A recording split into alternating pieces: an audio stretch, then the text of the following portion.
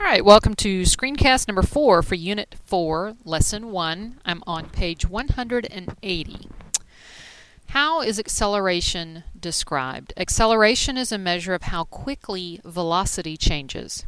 You learned earlier in the lesson that velocity describes the speed and direction of an object. Acceleration describes the change in velocity over time. So acceleration is actually measured in meters per second squared, and I'll show you how that happens in just a second. Okay?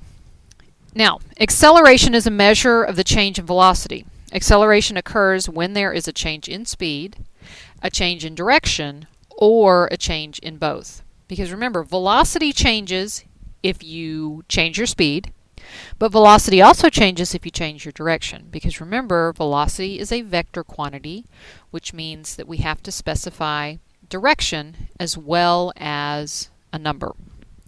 Okay, so if you change either your speed or your direction, your velocity changes. And if your velocity changes, you are accelerating. Okay?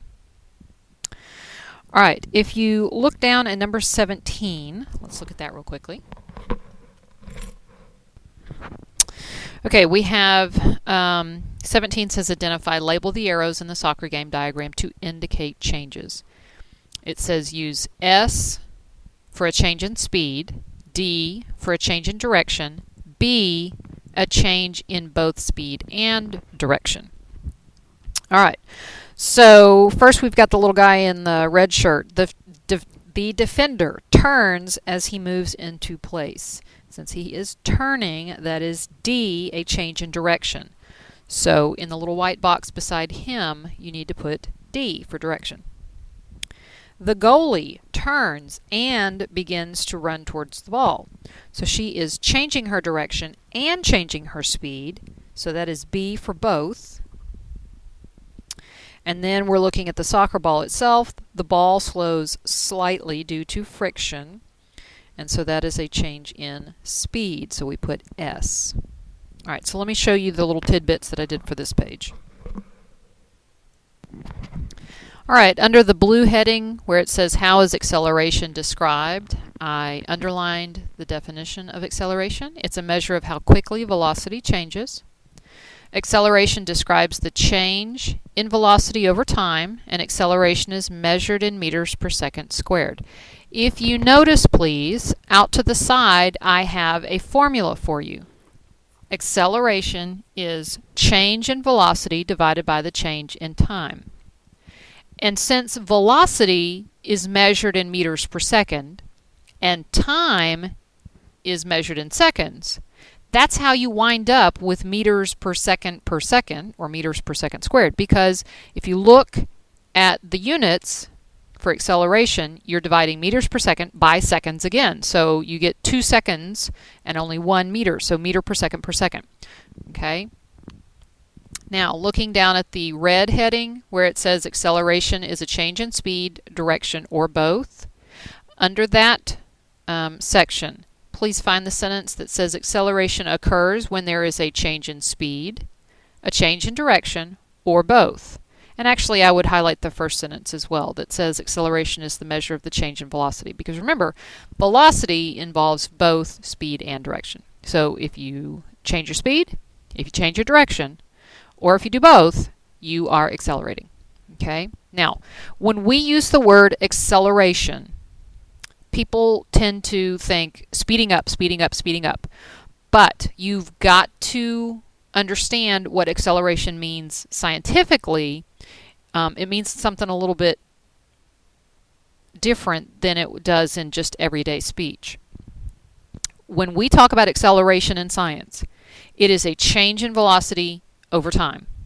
And remember, a change in velocity over time can be something speeding up, meaning it's getting faster. It can be something that's slowing down, or it can be something that's changing direction. Okay, so we can actually talk about the acceleration of an object, and it's accelerating. It's got constant speed, but its direction is changing. Think about the Earth as it revolves around the sun. It is constantly accelerating because it's moving in an almost completely circular path, and that requires a force. Its direction is always changing, and so it's always accelerating. It's not speeding up, it's not slowing down, but it is changing direction constantly because it's going in a circle. Okay? Anytime a car drives around a curve, it is accelerating. Okay? It may not be speeding up or slowing down, but since it's changing direction by going around the curve, it is accelerating. Okay, so just keep in mind that acceleration in science means just simply a change in velocity. It can mean speeding up, it can mean slowing down, it can mean changing direction, or any of them, all of them, whatever. Okay? All right, I want you to skip page 181, and actually on page 181 you can write omit through numbers 18, 19, and 20. If you're really interested in doing it, you can, but you certainly don't have to. So join me on page 182. Oh, sorry, before we go on to 182, let's look down at the bottom. Sorry. Okay, so 17. Notice I put in the letters that we talked about. The defender turns, so he's changing his direction. The goalie turns and begins to run, so she is changing both her speed and her direction. The ball is slowing down, so S for changing its speed. All right, I am now on page 182. What is the relationship between velocity and acceleration? Like velocity, acceleration is a vector quantity. It has both a size, or magnitude, a number, and a direction. In short, acceleration is a change in velocity. When velocity is not changing, acceleration is zero. Okay? Look at the red subheadings. Acceleration can be an increase in velocity, meaning that the object is speeding up.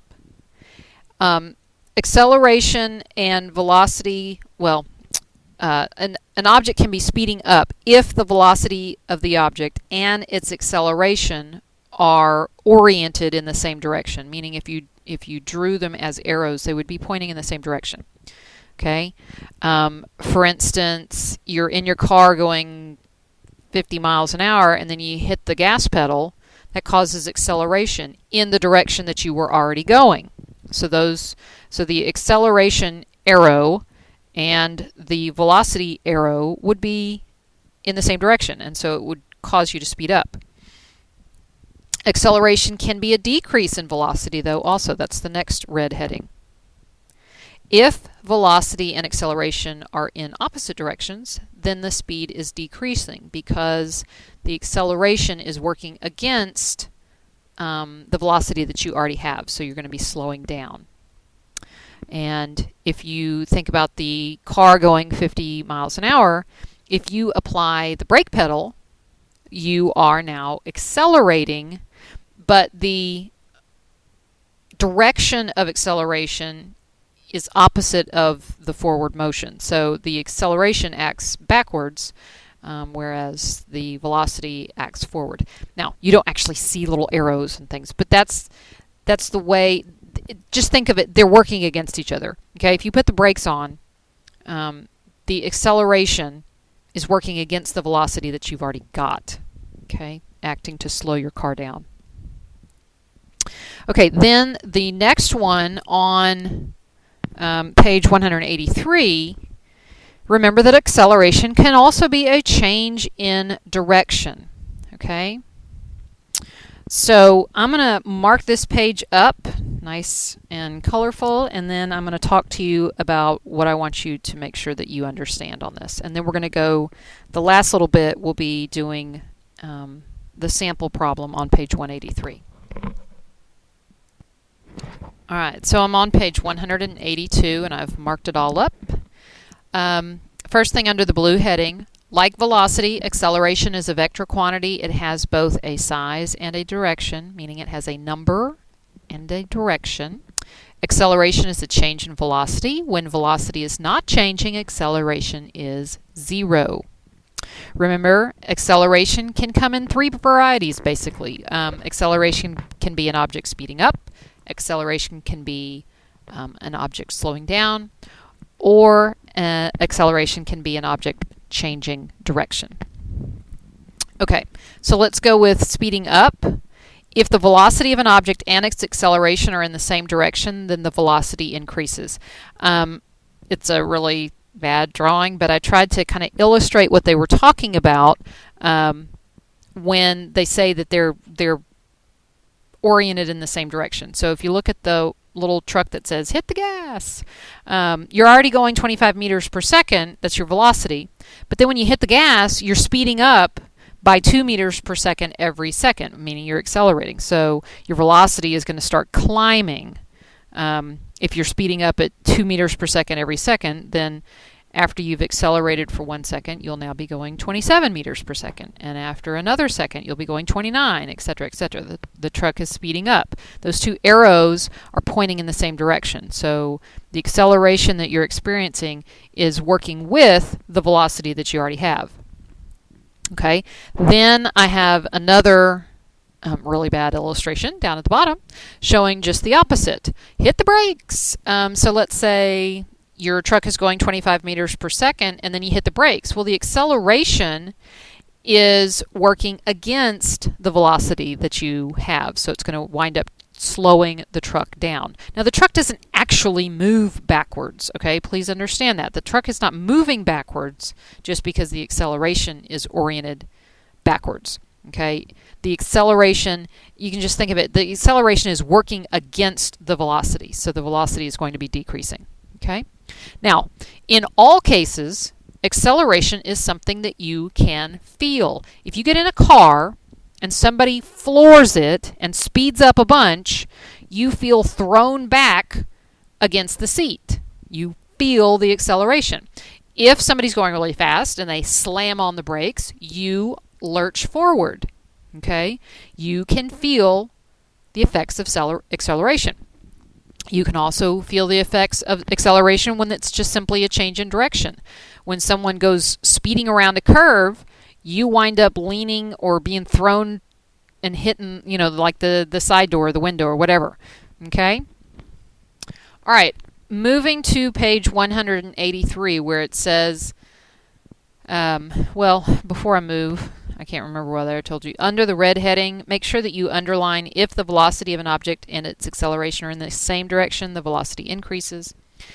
Under acceleration can be a decrease in velocity, make sure that you find and underline if the velocity and acceleration are in opposite directions, the speed is decreasing. Also make sure that you find a space to write down that acceleration is something you can feel. Okay, on the next one, acceleration can be a change in direction. A change in an object's direction is also acceleration. Now, it's not that you can't calculate that, but it's not as straightforward as calculating the change in velocity that goes along with changing speed. It can be done, but we typically do not calculate numerically acceleration that is only a change in direction. Okay, so you might want to make that little note. I wrote it out in blue. It says acceleration can be a change in direction, but we don't usually calculate acceleration that is only a change in direction. Okay? All right. Down at the next paragraph where it says average acceleration is equal to the change in velocity divided by the time over which the change occurs. And then they give you a formula. Average acceleration is your change in velocity divided by your change in time. Okay? Final velocity minus starting velocity, or initial velocity, divided by the change in time. And then I shortened it and put it out to the side. Acceleration is change in velocity divided by time. Acceleration can also be represented by the slope of a velocity versus time graph. And that is what we're going to do next.